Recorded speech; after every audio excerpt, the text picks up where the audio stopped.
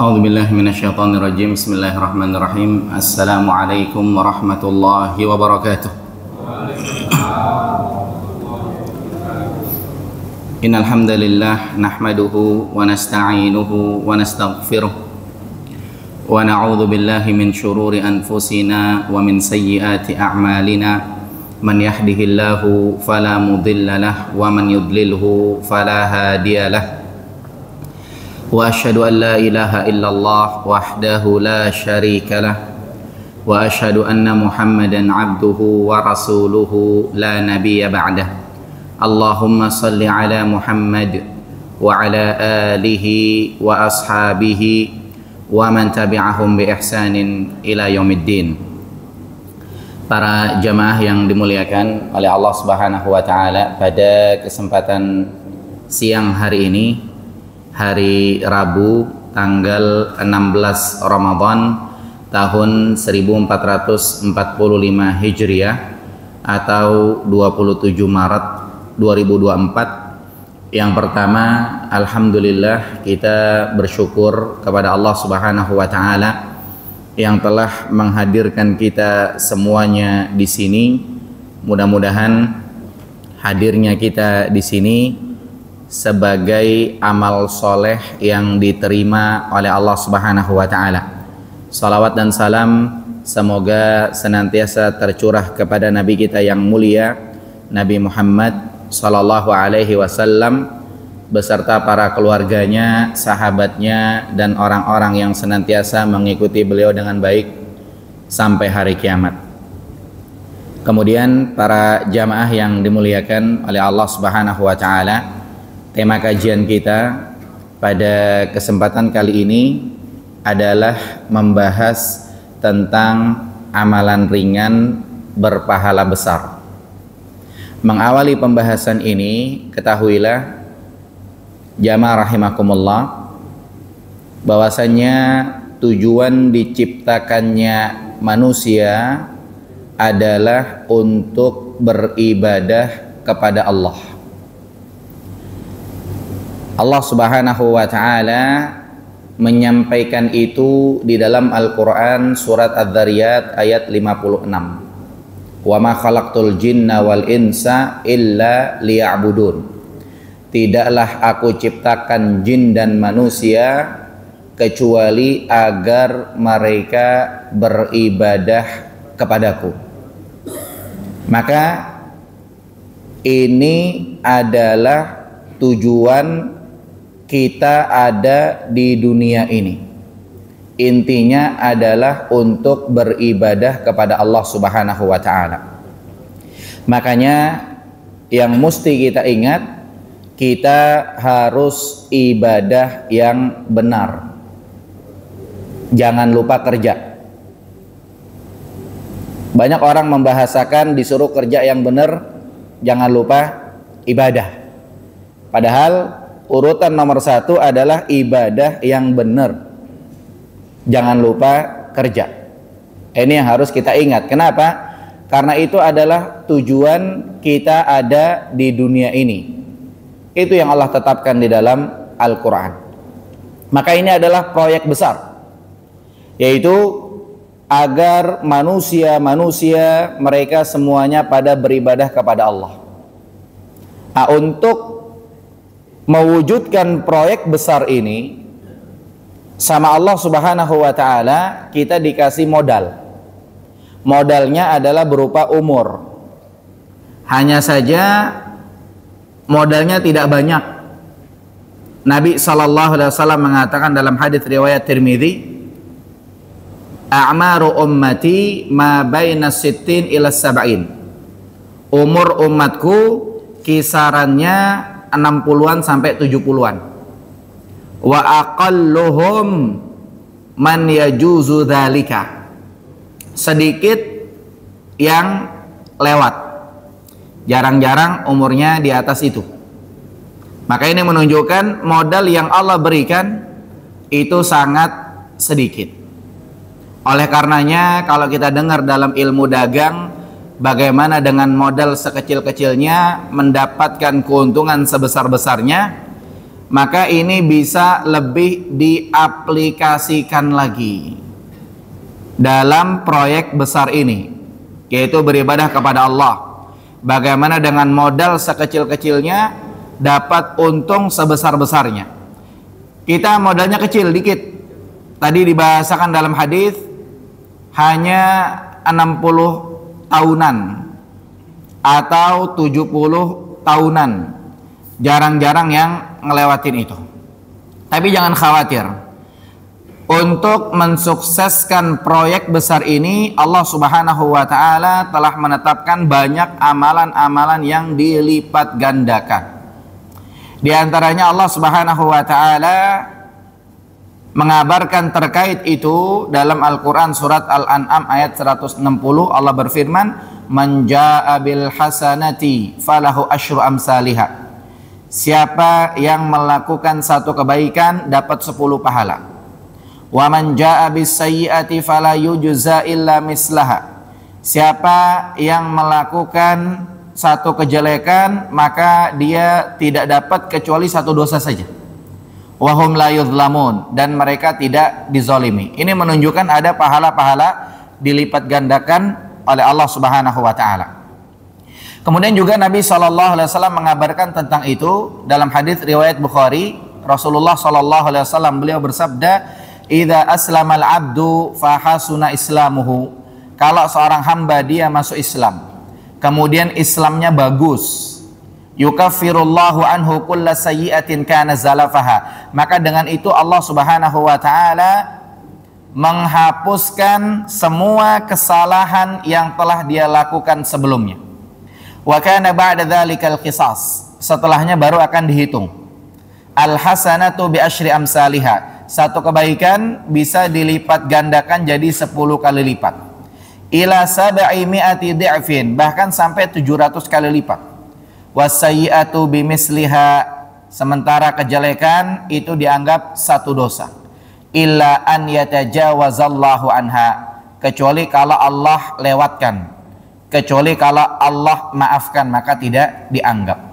Maka dari itu, jamaah yang dimuliakan oleh Allah, kita akan menyebutkan beberapa amalan ringan yang mungkin bisa kita sampaikan pada kesempatan kali ini dan pahalanya besar.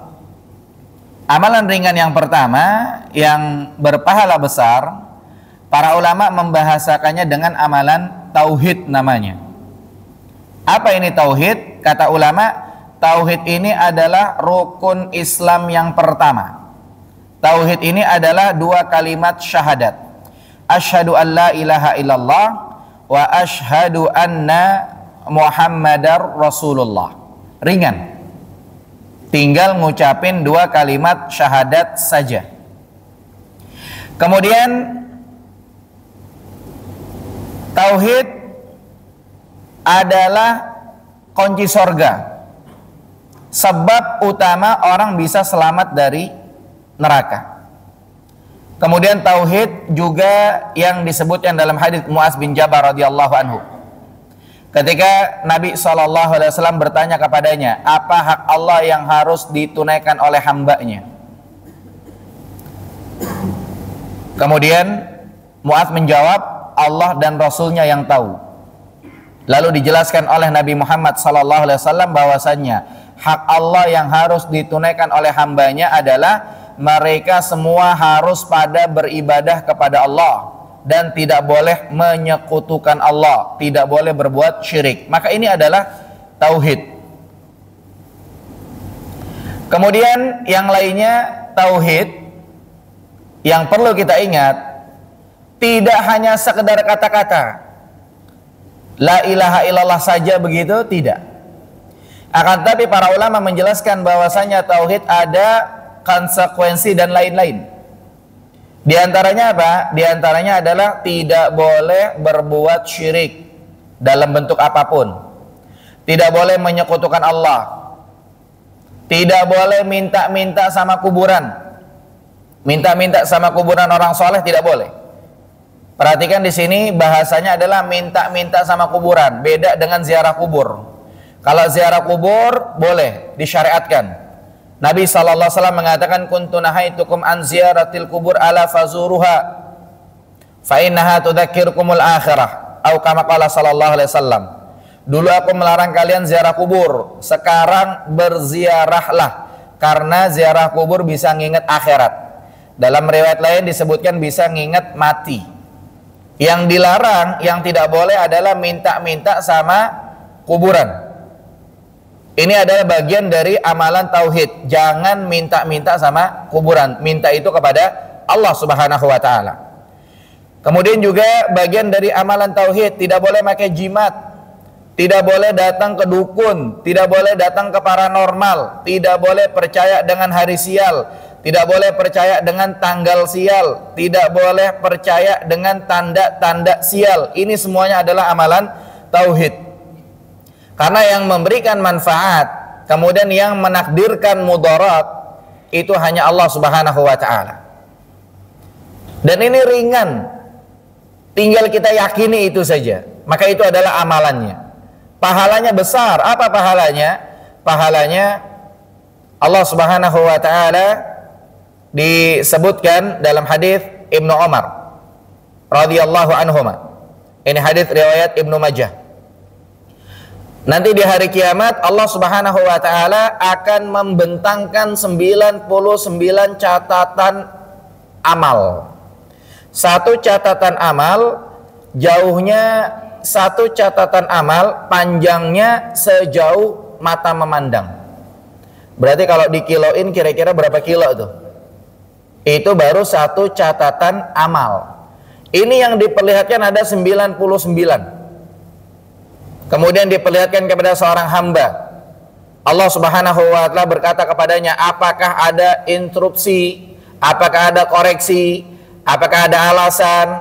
Apakah kamu punya kebaikan, dan seterusnya dan seterusnya. Sehingga seorang hamba ini kelabakan ngelihat satu catatan amal saja sejauh mata memandang. Ini ada 99 catatan amal. Dia merasa dia akan celaka. Kemudian Allah Subhanahu wa taala berkata kepadanya, kamu gitu-gitu punya banyak amalan, punya amalan yang besar. Diperlihatkan ada kartu kecil. Mungkin kalau sekarang KJP kali ya, kecil-kecil gitulah. Cuman di kartu itu bertuliskan dia punya amalan tauhid. Makanya ini hadis dikenal dengan hadis bitokoh. Kartu dalam bahasa Arabnya bitokoh. Kita bisa searching di Google hadis bitokoh, akan muncul hadis ini. Kemudian 99 catatan amal ditaruh di satu timbangan. Bitokoh, kartu kecil tadi yang bertuliskan dia punya amalan tauhid, ditaruh di satu timbangan yang lainnya. Ternyata lebih berat kartu kecil tadi. Dia punya amalan tauhid. Ini menunjukkan tauhid amalannya ringan, tapi pahalanya besar. Kemudian dalil satu lagi menunjukkan bahwa tauhid ini amalannya ringan, pahalanya besar, adalah yang disebutkan dalam hadis Abu Sa'id Al-Khudri radhiyallahu anhu. Hadis diriwayatkan oleh An-Nasa'i. Disebutkan bahwa Nabi Musa alaihissalam pernah minta kepada Allah Subhanahu wa taala agar diajarkan satu kalimat khususon, hanya spesial buat Nabi Musa saja. Sama Allah Subhanahu wa taala diajarkan kalimat la ilaha illallah. Kemudian Nabi Musa mengatakan, ya Rabbi kullu ibaduka yaquluna hadza. Ya Rabbi kullu ibadika yaquluna hadza. Wahai Rabbku, ya Allah, semua hambamu semuanya mengucapkan la ilaha illallah. Aku pengen khususon, satu kalimat khusus buatku. Kemudian Allah Subhanahu wa taala mengatakan, wahai Musa, seandainya 7 lapis langit beserta isinya selain aku, karena Allah Subhanahu wa taala disebutkan dalam dalil sahih ada di langit. Maka Allah mengatakan, seandainya 7 lapis langit beserta isinya selain aku, kemudian 7 lapis bumi beserta isinya ditaruh di satu timbangan, kemudian kalimat la ilaha illallah ditaruh satu timbangan yang lain, maka lebih berat kalimat la ilaha illallah. Ringan-ringan tapi berat. Maka dari itu, jadilah kita orang-orang yang mengamalkan tauhid. Kita mengamalkan 2 kalimat syahadat, syahadat la ilaha illallah dan syahadat Muhammad Rasulullah, berikut dengan konsekuensinya dan lain-lain. Detailnya nanti jamaah bisa hadir di kajian kitab Tauhid. Akan dibahas di sana lebih dalam terkait pembahasan. Tapi ringkasnya, dua kalimat syahadat. Yang pertama, syahadat la ilaha illallah, mengisyaratkan agar kita beribadah jangan sampai menyekutukan Allah, agar kita rajin beribadah kepada Allah. Kenapa? Karena syahadatnya la ilaha illallah, jangan malas beribadah kepada Allah.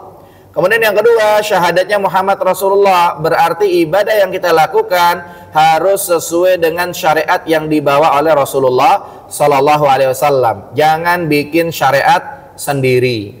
Karena apa? Karena syahadatnya adalah Muhammad Rasulullah. Ini amalan yang pertama. Kemudian amalan yang kedua, para jamaah rahimakumullah, amalannya ringan, pahalanya besar. Amalannya adalah apa? Amalannya adalah ikhlas. Ikhlas ini artinya apa? Ikhlas ini kata ulama artinya adalah murni. Maksudnya apa? Maksudnya murni, ibadah dilakukan hanya mengharap ridho Allah. Al-Imam An-Nawawi rahimahullah, beliau membahasakan ikhlas itu dengan 3 kalimat. Kalimat yang pertama, ibadah niatnya nyari pahala dari Allah, maka itu namanya ikhlas. Kalimat yang kedua, ibadah niatnya biar masuk surga, maka itu namanya ikhlas. Kemudian kalimat yang ketiga, ibadah niatnya biar selamat dari neraka, itu namanya ikhlas. Ketika ibadah biar dilihat sama orang, namanya riya. Ketika ibadah biar didengar sama orang, namanya sum'ah. Adapun ikhlas adalah selamat dari itu. Apa pahalanya? Pahalanya besar. Sementara amalnya ringan, tinggal ikhlas doang, apa susahnya sih, kan begitu. Pahalanya apa? Pahalanya bertemu dengan Allah Subhanahu wa taala. Kita bulan Ramadan sering disebut hadis bahwa orang yang berpuasa dapat 2 kebahagiaan. Yang pertama, dia bahagia ketika berbuka, dan yang kedua, dia bahagia ketika bertemu dengan Allah Subhanahu wa taala. Maka agar bertemu dengan Allah, di antara triknya adalah ikhlas. Allah Subhanahu wa taala berfirman dalam Quran surat Al-Kahfi ayat 110, "Faman kana yarju liqa'a rabbi", siapa yang pengen ketemu Allah, "falyamal amalan salihah", maka dia harus beramal soleh. Amal soleh maksudnya apa? Amal soleh kata ulama maksudnya adalah amalan sesuai dengan yang disyariatkan oleh Allah dan Rasulnya. Kalau tidak, berarti bukan amal soleh namanya. Kemudian yang kedua, wala yusyrik bi ibadati rabbih ahada, dia tidak boleh berbuat syirik dalam beribadah kepada Allah dengan sesuatu apapun. Artinya dia harus ikhlas dalam beribadah kepada Allah Subhanahu wa taala. Dan seluruh amal dasarnya harus ikhlas. Karena keikhlasan ini bisa mendapatkan seperti yang disebutkan oleh Abdullah bin Mubarak rahimahullah. Amal kecil jadi besar gara-gara ikhlas. Amalnya besar kecil gara-gara tidak ikhlas. Ini tergantung dengan niatnya. Dia bilang apa? Rubba amalin saghirin tu'azzimuhun niyah. Bisa jadi amalnya sogir, kecil, akan tapi bisa besar gara-gara niatnya.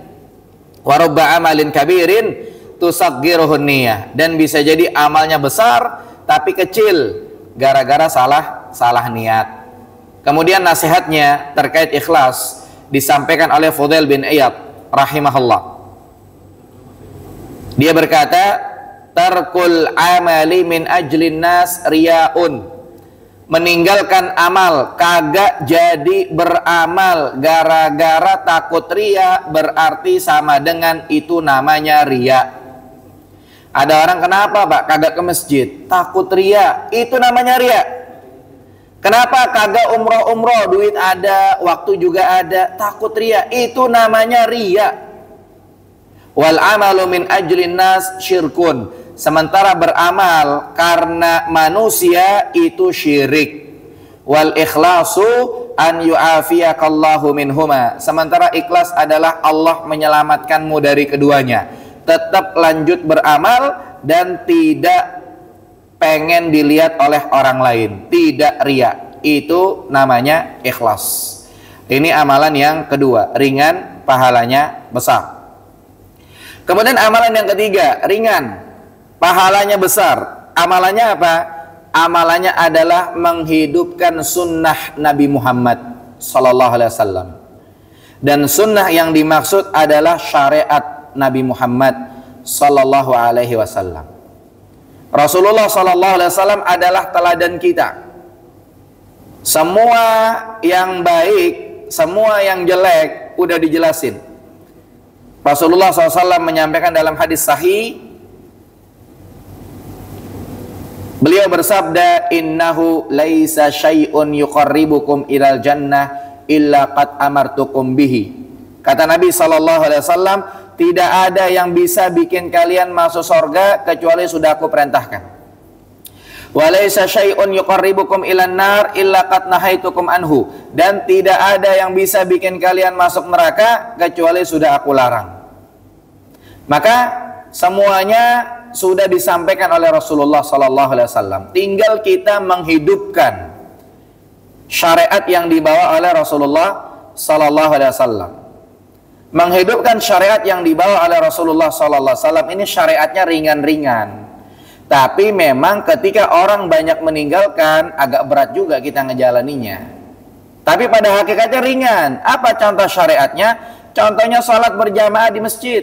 Ini adalah bagian dari syariat Nabi Muhammad SAW. Apa susahnya salat berjamaah di masjid? Dengar azan, ambil wudhu, datang ke masjid, beres salat, balik lagi lanjut kerjaan yang lain. Entah kerja di kantor atau kerjaan di rumah. Atau misalkannya sunnah Nabi SAW yang lainnya. Kalau Ramadan ada tarawih berjamaah. Dulu Nabi SAW disebutkan tarawih berjamaah dengan para sahabat, walaupun hanya beberapa malam saja. Tapi ini adalah perkara yang disyariatkan. Apa susahnya kita berangkat ke masjid tarawih berjamaah? Ringan. Tapi memang susah dikala orang-orang pada kagak tarawih, kita tarawih sendirian. Ketika orang-orang pada ke masjid, orang-orang pada kagak ke masjid, kita ke masjid sendirian. Kita ngajak orang katanya nitip. Agak berat juga itu. Tapi pada hakikatnya ringan, cuman pahalanya besar. Apa pahalanya? Ini disebutkan oleh Nabi SAW dalam hadits riwayat At-Tabarani. Rasulullah SAW berkata kepada para sahabat, inna min waraikum ayyamas sabar. Wahai para sahabat, sesungguhnya di belakang kalian ada hari-hari ekstra sabar. Lil mutamassiki fihinna yawma idzin bima antum alaihi ajru khamsina minkum. Orang-orang yang istiqomah di hari-hari itu pahalanya seperti 50 orang dari kalian. Qalu ya Nabi Allah minhum. Kemudian mereka mengatakan, wahai Nabi Allah, mungkin maksudnya 50 orang pahala dari orang-orang mereka, bukan dari orang-orang kita. Karena pahala para sahabat gede-gede, pahalanya besar-besar. Qala bal minkum, kata Nabi SAW, bahkan 50 orang dari kalian. Maka istiqomah di hari-hari fitnah, kita istiqomah dituduh orang macam-macam. Dibilangnya alirannya lain, dibilangnya agamanya lain, dibilangnya aliran anu. Padahal kita berusaha mengamalkan syariat yang dibawa oleh Rasulullah sallallahu alaihi wasallam. Maka pahalanya mendapat pahala 50 orang dari sahabat Nabi sallallahu alaihi wasallam. Maka kita jangan ketipu sama sedikit jumlahnya orang.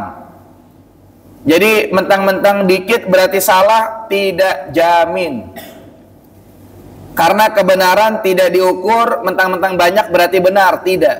Kebenaran diukur dengan Al-Quran dan As-Sunnah berdasarkan pemahaman yang benar.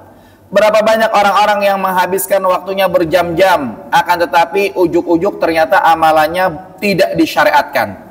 Ujung-ujungnya apa? Capek doang, nggak ada pahalanya. Ini disebutkan oleh Nabi SAW dalam hadis Aisyah radhiyallahu anha, hadis riwayat Bukhari Muslim.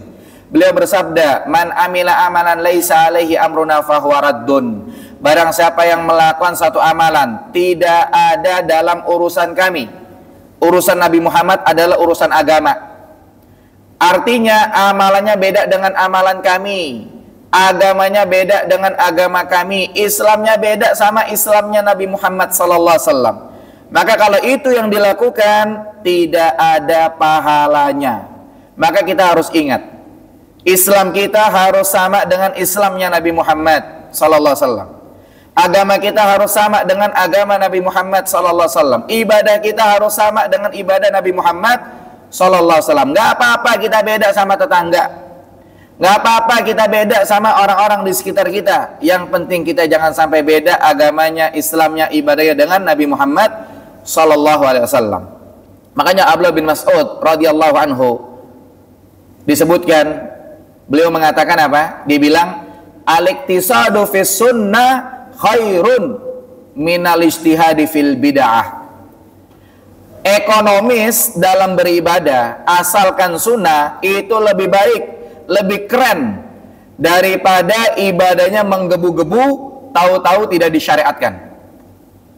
Ekonomis, ngirit ibadahnya cuman qobliyah ba'diyah doang, cuman salat 5 waktu doang, cuman puasa Ramadan doang, cuman tarawih doang. Ekonomis ibadahnya, ngirit, sederhana. Akan tetapi disyariatkan, itu lebih top daripada ibadahnya menggebu-gebu, semangatnya menggebu-gebu, ibadahnya berjam-jam, berhari-hari, ini itu sikap dilakuin, tapi ternyata tidak disyariatkan. Maka itu namanya apa? Rugi.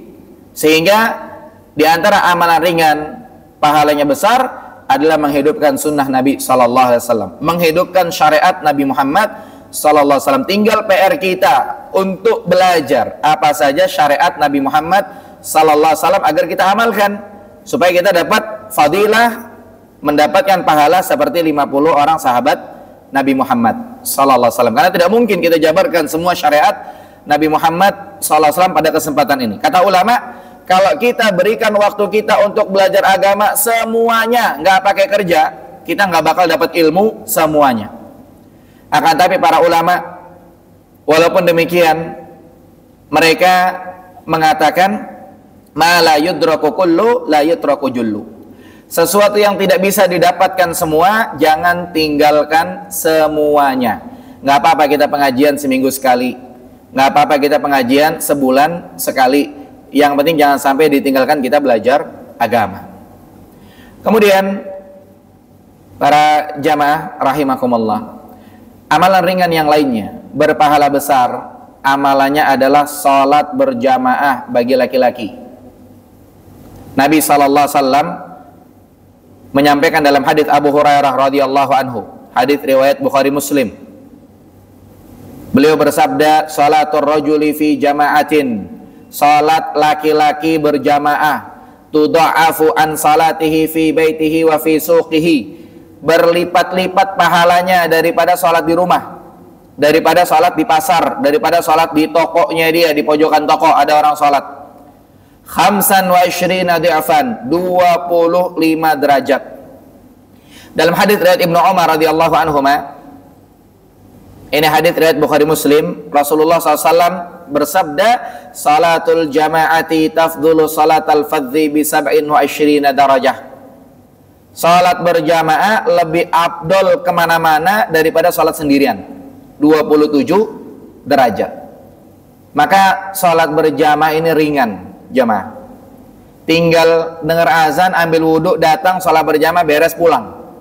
Pahalanya dalam satu riwayat disebutkan 25 derajat, dalam riwayat lain disebutkan 27 derajat. Kalau kita mau duitin, satu riwayat menyebutkan pahalanya 25 juta. Riwayat lain menyebutkan pahalanya 27 juta. Kalau sholat sendirian cuma 1 juta doang. Maka seandainya ada 2 orang sama-sama mati umurnya 63 tahun, sama-sama mati umurnya 70 tahun, yang satu jarang-jarang sholat berjamaah, yang satunya lagi sholat berjamaahnya full. Orang kalau sholat berjamaahnya full, biar dia sakit, dia sholat di rumah, hitungannya berjamaah, kata Nabi SAW. Biar dia safar, sholatnya sendiri, hitungannya berjamaah. Karena sehari-hari rajinnya berjamaah. Kali aja itu, sehari 5 waktu. Satu riwayat menyebutkan 25 derajat, satu riwayat menyebutkan 27 derajat. Kalau kita bilang tadi 25 juta sama 27 juta, dikali sehari 5 waktu, dikali seminggu, dikali sebulan, dikali umur dia 63 tahun. Yang satu borong pahala banyak. Ya, yang satunya lagi cuma sejuta. Ringan pahalanya besar. Kemudian yang perlu diingat, dalam riwayat lain ada dalam hadis riwayat Abu Umamah radhiyallahu anhu. Ini hadis riwayat Abu Dawud. Rasulullah SAW mengatakan, man kharaja min baitihi mutatahhiran, siapa yang berangkat dari rumahnya dalam keadaan berwudu. Berarti kalau kita dari kantor, berangkat dari ruang kantor dalam keadaan berwudu, wudunya bukan di masjid. Walaupun wudu di masjid boleh, tapi kita pengen ngambil fadilah ini. Nabi mengatakan dia ambil wudu di rumahnya, ila salatin maktubah, berangkat salat wajib ke masjid, fa ajruhu ka ajril hajil muhrim, maka pahalanya kayak naik haji. Ringan, tinggal datang sholat jamaah ke masjid, pahalanya kayak naik haji. Sehari kita haji 5 kali, kalau sholat berjamaah di masjid 5 kali. Makanya kalau ditanya sama teman mau kemana, udah azan, mau naik haji, padahal mau berangkat sholat zuhur, pahalanya besar kayak ibadah haji. Terus gimana? Sholat di rumah boleh nggak? Boleh. Sholat sunnah. Nabi SAW mengatakan ada fadilahnya juga. Dalam hadis sahih, Rasulullah bersabda, salatul rajuli tatawwu'an, salatnya seseorang, salat sunnah, la yarahun nas, orang pada nggak ngelihat salatnya di rumah, yang ngelihat cuma istrinya, anaknya, atau salatnya di ruang kantor, yang ngelihat mungkin meja tetangga sebentar, 1-2 orang doang. Salat sendirian, orang pada nggak ngelihat, ta'dilu salatan ala ayunin nas khamsan wa ishrin, ibaratnya kayak salat depan orang 25 kali. Maka yang tadi salat ba'diyah di sini kan banyak orang-orang nih, 1 kali doang. Tapi yang salat ba'diyah nanti di ruang kantor nggak ada yang lihat cuma tetangga kanan kiri, 25 kali salat. Padahal cuma 2 rakaat. Walaupun mesti sekali kita salat depan orang-orang ya, tetap di masjid. Sekali kita salat di rumah ya, biar tidak terjadi fitnah antara kita. Nanti dibilang-bilang, oh bapak itu alirnya lain, nggak pernah qobliyah ba'diyah. Nah, tinggal kita mensiasati. Mungkin kalau qobliyah waktunya agak mepet ya, kita ke masjid. Kalau ba'diyah agak panjang, kita bisa amalkan di rumah, biar kita nggak ketinggalan sholat berjamaah. Kemudian jamaah rahimakumullah, yang lainnya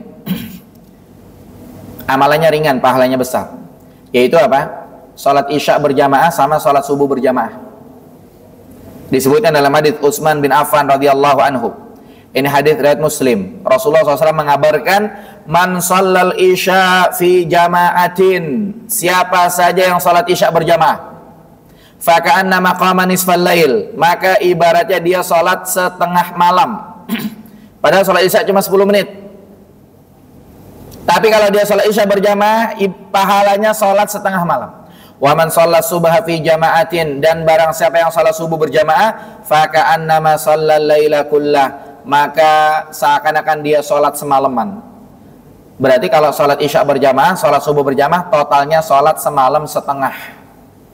Kalau kita lihat siapa sih yang mampu sholat setengah malam, apalagi sholat semalaman, apalagi sholat semalam setengah, berat. Tinggal kita sholat isya berjamaah, sholat subuh berjamaah, dapat pahalanya itu. Kadang-kadang kita sholat taraweh ya biasa beres setengah 9, lewat 5 menit aja diomong, apalagi sholatnya setengah malam. Maka ini ringan, pahalanya besar. Tinggal isya berjamaah, subuh berjamaah, dapat pahala sholat semalam setengah. Kemudian yang lainnya, amalan ringan pahala besar adalah 2 rakaat qobliyah subuh. Ini disebutkan dalam hadits Aisyah radhiyallahu anha, hadits riwayat Muslim. Rasulullah SAW bersabda, rakaatal fajri khairun minad dunya wa ma fiha. 2 rakaat qobliyah subuh atau qobliyah fajar, karena sholat subuh, sholat fajar sama. 2 rakaat. Dalam riwayat lain disebutkan disunahkan bacanya Al-Fatihah dengan kuliah rakaat pertama, kemudian rakaat kedua Al-Fatihah dengan kulhu. Ringan. Pahalanya kata Nabi SAW, khairun minad dunya wa ma fiha, lebih baik dari dunia dan seisinya. Lebih mahal 2 rakaat qobliyah subuh daripada harga rumah kita, daripada harga mobil kita, daripada gaji kita. Maka ringan, pahalanya besar. Berapa modal yang harus kita keluarkan?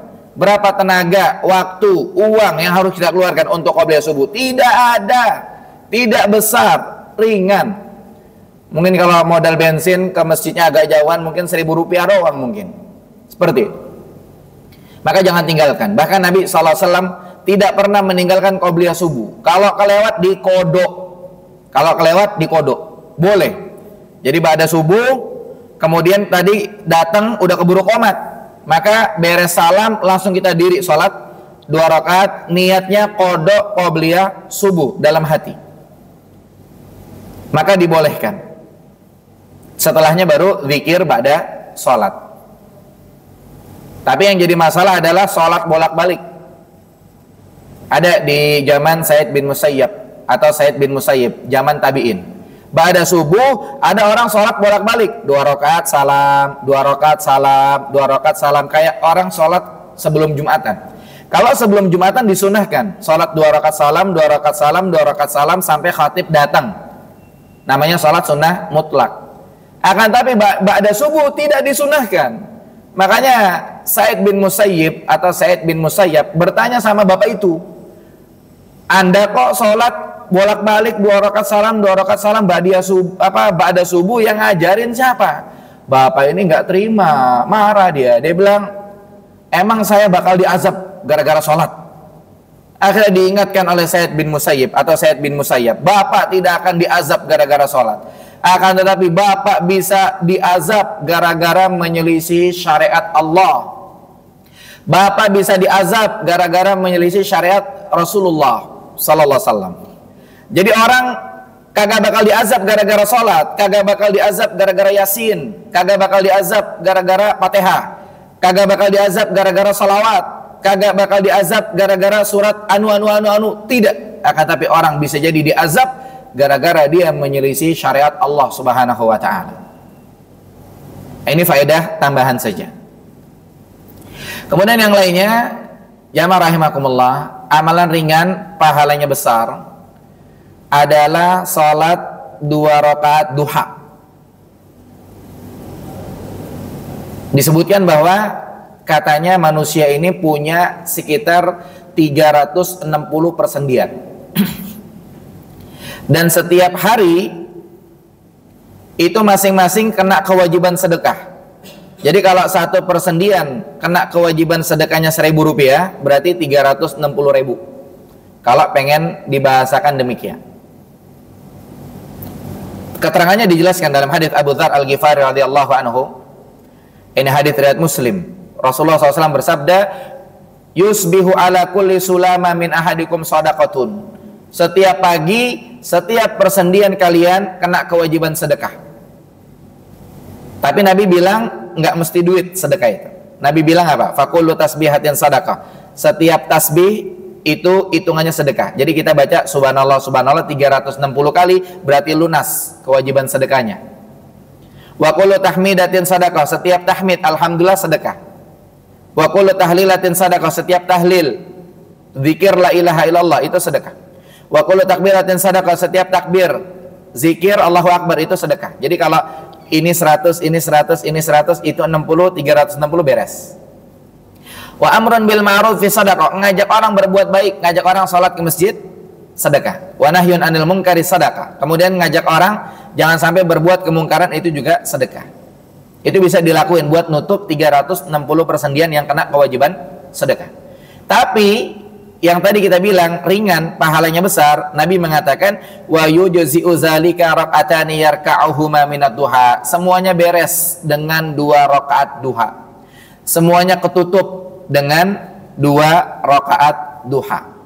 Atau mungkin keterangan yang lain ada lagi, amalan ringan pahalanya besar, yaitu salat sunnah isyraq. Disebutkan dalam hadis Anas bin Malik radhiyallahu anhu, hadis riwayat Tirmidzi. Rasulullah SAW bersabda, "Man shalla subha fi jama'atin." Barang siapa yang salat subuh berjamaah, thumma qa'ada yadhkurullah hatta tatlu'a syams, kemudian dia duduk berzikir kepada Allah sampai terbit matahari. Dalam riwayat lain ada keterangan terbit matahari setinggi tombak. Jadi kalau waktu syuruk, waktu terbit ibaratnya jam 6.00, kata ulama tambah lagi biar dia terbitnya tambah tinggi setinggi tombak, kira-kira 15 menit atau 20 menit. Jadi waktu syuruk jam 6.00 belum waktu sholat, masih waktu dilarang sholat. Tambah lagi biar mataharinya tambah tinggi setinggi tombak. Perjalanannya kira-kira 15 menit atau 20 menit, baru itu waktu dibolehkan untuk sholat. Tsumma shalla rakaatain, kemudian dia sholat 2 rakaat. Kanat lahu ka ajri hajjatin wa umrah, maka pahalanya kayak haji dan umrah. Qala, kata Anas bin Malik, qala Rasulullah sallallahu alaihi wasallam, tamatin tamatin tamatin. Kata Rasulullah SAW, sempurna, sempurna, sempurna. Ini jarang-jarang orang mengamalkan. Malahan kadang-kadang kalau subuh komatnya cuma 20 menit diprotes. Katanya kelamaan, 5 menit aja mau berangkat kerja katanya. Ya, padahal nggak seberapa jaraknya. Jadi ini jarang-jarang orang mengamalkan. Ternyata ringan pahalanya besar. Kemudian yang lainnya, para jamaah rahimakumullah, amalannya ringan, pahalanya besar adalah hadir kajian, hadir di majelis ilmu. Ini amalannya ringan, pahalanya besar.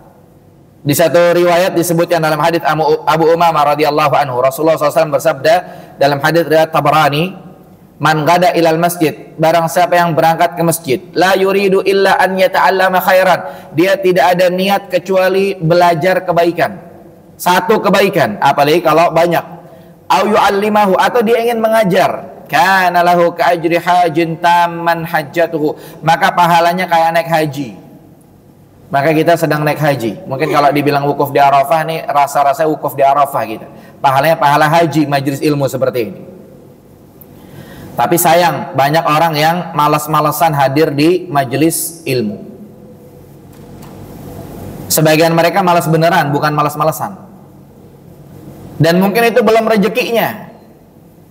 Sehingga kita bersyukur kepada Allah Subhanahu wa taala, kita dapat rezeki bisa sempat hadir di majelis ilmu ini. Yang mudah-mudahan terhitung sebagai haji yang diterima oleh Allah Subhanahu wa taala. Bahkan dalam riwayat yang lain dibahasakannya seperti bermajlis dengan para malaikat.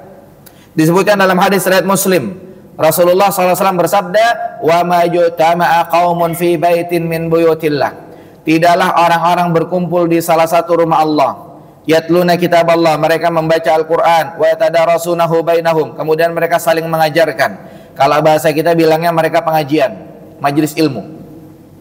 Maka illa nazalat alaihimus sakinah, kecuali akan turun kepada mereka sakinah, ketenangan. Wa ghasyiyatuhumur rahmah, kemudian akan dilimpahkan rahmat kepada mereka. Wa hafathumul malaikah, malaikat nimbrung di majelis ilmu, bermajlis dengan para malaikat. Wa dzakarahumullahu fi man indah, dan Allah akan menyebut nama mereka di langit. Fadilah yang lain disebutkan dalam hadis yang panjang, bahwasanya orang yang hadir di majelis ilmu, dosa-dosanya semuanya diampuni. Dikala itu sempat malaikat protes, ya Allah, si fulan duduk di majelis ilmu, dia ada urusan pengen ketemu sama orang, jadi sekalian lewat aja gitu. Jadi nggak niat dia. Mungkin kalau kita, ya Allah, si fulan duduk di majelis ilmu tidur, tapi kata Allah Subhanahu wa taala semuanya diampuni dosanya. Makanya pernah kejadian di majelisnya Syekh Muhammad bin Shalih Al-Utsaimin rahimahullah. Ada bapak-bapak ditanya sama Syekh ketika beres pengajian atau ketika di tengah-tengah pengajian, wahai bapak, coba paham nggak yang kita bahas pengajian hari ini? Kata bapak itu, saya nggak paham. Kemudian kata syekhnya, ngapain bapak duduk di sini mubazir, buang-buang tenaga? Kemudian kata bapak itu, wahai syekh, saya dengar hadis Nabi bilang kalau duduk hadir di majelis ilmu, dosa-dosanya diampuni, dan yang lain tuh nggak ada yang dirugikan. Saya tidur juga saya nggak ngerugiin yang lain kok. Saya nggak paham, saya juga nggak ngerugiin yang lain kok. Yang penting saya dapat ampunan, tuh beres syekh. Kata beliau bilangnya apa? Kata syekhnya, ini bapak hebat ya. Kita pengen ngajarin kita, malah dia ngajarin. Kita pengen ngajarin dia malah ngajarin kita gitu. Maka itu adalah fadilah hadir di majelis ilmu. Jangan kita tinggalkan majelis ilmu. Makanya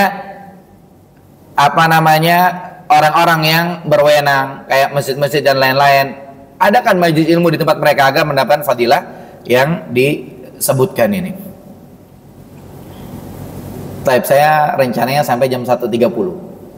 Tapi barangkali ada tanya jawab, masih ada 15 menit. Silakan kepada para jamaah yang ingin bertanya. Kalau tidak ada, pengennya saya tambah lagi 15 menit, mudah-mudahan setuju yang hadir insyaallah. Gimana? Para jamaah ada pertanyaan sebelum kita lanjut? Ada yang mau bertanya? Baik, para jamaah, barangkali ada yang mau bertanya, silakan.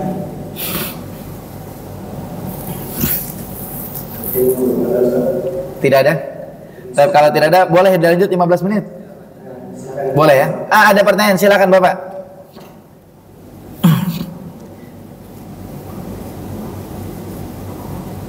Makasih Ustaz. Fadhal.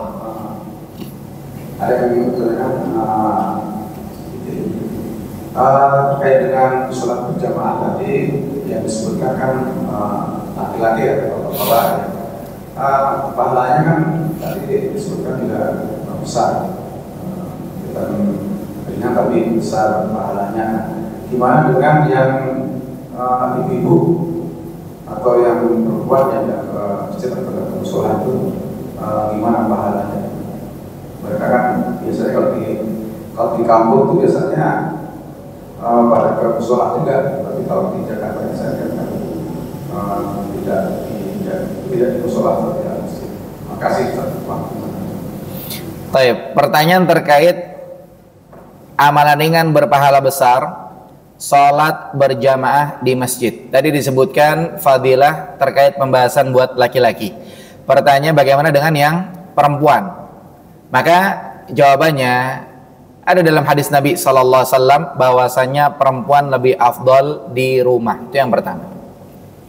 Kemudian yang kedua, kalau mereka ke masjid, bisa jadi mereka dapat fadilah yang sama.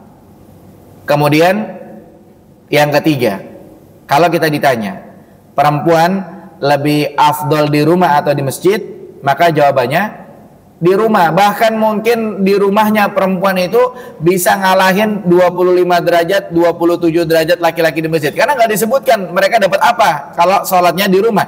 Dalam hadis hanya dibahasakan buat perempuan lebih afdol di rumahnya. Berarti kalau di kantor, buat perempuan lebih afdol di ruang kantornya. Kan seperti itu. Cuman kalau perempuan boleh nggak ke masjid? Jawabannya boleh. Nabi SAW mengatakan, la tamna'u ima Allah masajidallah. Kalian jangan ngelarang perempuan ke masjid. Makanya perempuan-perempuan yang di rumah mereka masjid, silakan saja. Perempuan-perempuan yang di kantor mereka ke masjid, silakan saja. Jangan dilarang-larang. Sebagai gambaran, beberapa hari yang lalu ada ibu-ibu yang bertanya kepada saya. Katanya ibu ini sholat tarawih sama anak perempuannya di rumahnya. Cuman ibu ini nanya, ketika sholat tarawih kan biasanya 2 rakaat salam, 2 rakaat salam. Nah, kejadian di dia ini, jadi udah rakaat ketiga, itu duduk atau lanjut seperti itu. Maka di sini terkait bahasan kita, kalau yang tadi mungkin jawabannya ya duduklah, karena memang niatnya pengen 2 rakaat gitu. Kecuali kalau sholatnya 4 rakaat. Kalau sholatnya 4 rakaat, sholat zuhur, kemudian harusnya tahiyat pertama, tapi udah keburu berdiri, maka lanjut aja berdiri. Tahiyat pertamanya ditinggalkan, tidak apa-apa. Tinggal nanti beres sholat, maka dia disunahkan untuk sujud sahwi. Tapi lihat perempuan tadi, sholatnya di rumahnya. Kemudian gara-gara itu dia malah kelewat 2 rakaat, malah berdiri 3 rakaat. Sehingga ada sebagian perempuan, mereka lebih enak, lebih nyaman sholatnya di masjid. Kenapa? Karena ada imamnya, karena imamnya bagus, imamnya enak, karena berjamaah lebih enak, lebih nyaman, apa dan seterusnya. Cuman kalau kita bicara afdal, kita tidak menafikan hadis Nabi SAW perempuan lebih afdal untuk di rumahnya. Tapi kalau mereka di masjid boleh atau tidak? Boleh. Dan mungkin bisa mendapatkan fadilah seperti tadi disebutkan. Tapi kalau di rumah jauh lebih afdal. Cuman memang ya namanya salat sendirian gimana sih rasanya gitu kan? Atau mungkin yang lainnya mungkin tidak ada hafalan sehingga bacanya pendek-pendek dan lain-lain, lebih nyaman di masjid. Jadi tidak masalah. Ini sebagai gambaran-gambaran dari pertanyaan yang ditanyakan tadi. Mudah-mudahan ada sesuatu yang dipahami gitu Pak ya. Wallahu a'lam. Jelas insyaallah Pak. Yang lainnya ada pertanyaan? Tidak ada? Tapi kalau tidak Ada waktu 10 menit insya Allah. Saya kalau mau tutup sekarang bisa, tapi masih ada amalan yang lainnya, insya Allah manfaat buat kita. Ya, berhubung diperkenankan untuk sampai jam 13.30, kita manfaatkan. Amalan ringan yang lainnya, pahalanya besar, tapi ringan. Amalannya adalah puasa Syawal pada Ramadan. Kemudian ada juga puasa Ayyamul Bid, tiap hari 3 bulan, tiap bulan 3 hari. 1 bulan puasa 3 hari. Dalam riwayat lain, yang penting puasa 3 hari, mau ngacak bebas. Dalam riwayat lain, puasanya tanggal 13, 14, 15. Dalilnya yang pertama hadits Abu Ayyub Al-Ansari radhiyallahu anhu. Dalam hadits riwayat Muslim, Rasulullah SAW bersabda, "Man shoma Ramadhana, thumma atba'ahu sittan min Syawal, kana kasiyamid dahr." Barang siapa yang dia berpuasa Ramadan, kemudian dilanjutkan 6 hari di bulan Syawal, hitungannya hari kedua. Karena hari pertama Lebaran termasuk hari dilarang puasa. Lebaran, hari raya, tidak boleh puasa. Berarti tanggal 2 Syawal udah boleh itu. Boleh berurutan atau boleh ngacak, yang penting di bulan Syawal. Dia puasa 6 hari. Maka Nabi bilang seperti puasa setahun. Para ulama menjelaskan puasa Ramadan 1 bulan dilipat gandakan 10 kali lipat, jadinya 10 bulan. Puasa 6 hari Syawal dilipat gandakan 10 kali lipat, 60 hari, berarti 2 bulan. 10 bulan tambah 2 bulan, setahun. Ini keterangan para ulama. Atau mungkin dalam hadis yang lain disebutkan dalam hadis Abu Hurairah radhiyallahu anhu, kemudian hadis Abu Darda radhiyallahu anhu dari Abdullah bin Amr. Ini hadis Bukhari Muslim. Rasulullah SAW mengatakan disuruh kita puasa 3 hari setiap bulan. Kemudian dari dalil-dalil yang ada disebutkan boleh tanggal 13, 14, 15. Jadi boleh yang penting 3 hari setiap bulan atau tanggal 13, 14, 15. Maka pahalanya sama seperti puasa setahun. Tapi ada lagi yang lebih ringan dari itu. Yaitu apa? Memberi bukaan sama yang puasa. Kita nggak harus nahan lapar haus dari terbit fajar sampai terbenam matahari. Kecuali kalau Ramadan ya wajib. Kita kasih bukaan. Maka kita dapat pahala seperti orang yang berpuasa. Dalam hadis Nabi SAW mengatakan, hadis riwayat Tirmidzi, "Man fattara sa'iman kana lahu mislu ajrihi." Siapa yang ngasih bukaan sama orang yang berpuasa, dia dapat pahala sama kayak dia. Ghaira annahu la yanqusu min ajri sha'imi syai'an. Tanpa dikurangi pahalanya sedikit pun. Nah, di sini bahasanya man fattara, ngasih bukaan. Akan tetapi insya Allah kita ngasih makan sahur atau ngasih makanan orang-orang itikaf atau orang-orang terawih, insya Allah tetap dapat fadilah. Karena man fattara sa'iman, siapa yang ngasih iftar, ini iftar ini kalau bahasa Arab ini bisa artinya adalah sarapan pagi. Makanya masuk di dalamnya ngasih sahur atau ngasih makanan secara umum. Nabi SAW dibahasakan ketika Ramadan itu kebaikannya lebih kencang daripada angin yang bertiup kencang. Sehingga kalau kita pengen amal nggak usah pilih-pilih. Kalau kita punya rezeki lebih, maka kita bilang buka puasa yang nanggung kita nggak apa-apa, sahur yang nanggung kita nggak apa-apa. Kemudian snack, ada snack terawih, snack itikaf yang nanggung kita nggak apa-apa. Karena kebaikannya di bulan Ramadan Nabi Muhammad SAW itu seperti angin yang bertiup kencang, masih lebih lagi. Seperti itu. Kemudian yang terakhir, amalan ringan berpahala besar. Sebentar lagi kita akan menghadapinya insya Allah, yaitu berburu Lailatul Qadar, menghidupkan Lailatul Qadar. Ini Lailatul Qadar 10 hari terakhir. Sebagian orang mungkin mereka iktikaf mulainya malam 21. Sebagian mungkin malam 20. Silahkan berburu Lailatul Qadar. Fadilahnya apa? Allah bilang di Quran, Lailatul Qadri khairun min alfi syahrin. Lailatul Qadar itu lebih baik daripada 1000 bulan. Jadi ketika sholat maghrib di malam itu lebih baik dari 1000 bulan. Ketika salat isya di malam itu lebih baik daripada 1000 bulan. Ketika salat tarawih di malam itu lebih baik daripada 1000 bulan. Ketika sedekah di malam itu lebih baik daripada 1000 bulan. Maka kita jangan apa adanya ya, maghrib aja udah lumayan gitu ya, atau isya aja, atau tarawih aja. Kita hidupkan malam Lailatul Qadar, dan itu ringan daripada lembur mah berat ya. Masih ringan menghidupkan malam Lailatul Qadar. Nabi SAW mengatakan dalam hadits riwayat Bukhari, "Man qama Lailatul Qadri imanan wa ihtisaban ghufira lahu ma taqaddama min dzambi." Barang siapa yang menghidupkan malam Lailatul Qadar, dilakukannya dengan penuh iman dan mengharap pahala dari Allah, dia senang menghidupkan malam Lailatul Qadar, maka dosa-dosanya telah lalu akan diampuni. Dosa kita tuh berat. Kalau kita mau bayar, gaji kita nggak cukup buat bayar dosa-dosa kita. Tabungan kita, duit kita nggak cukup buat bayar dosa-dosa kita.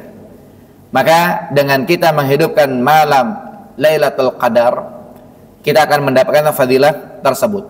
Sayangnya banyak orang yang melewatkan kesempatan ini.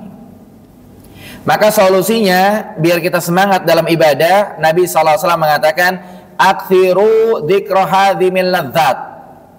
Kalian harus memperbanyak mengingat penghancur kenikmatan.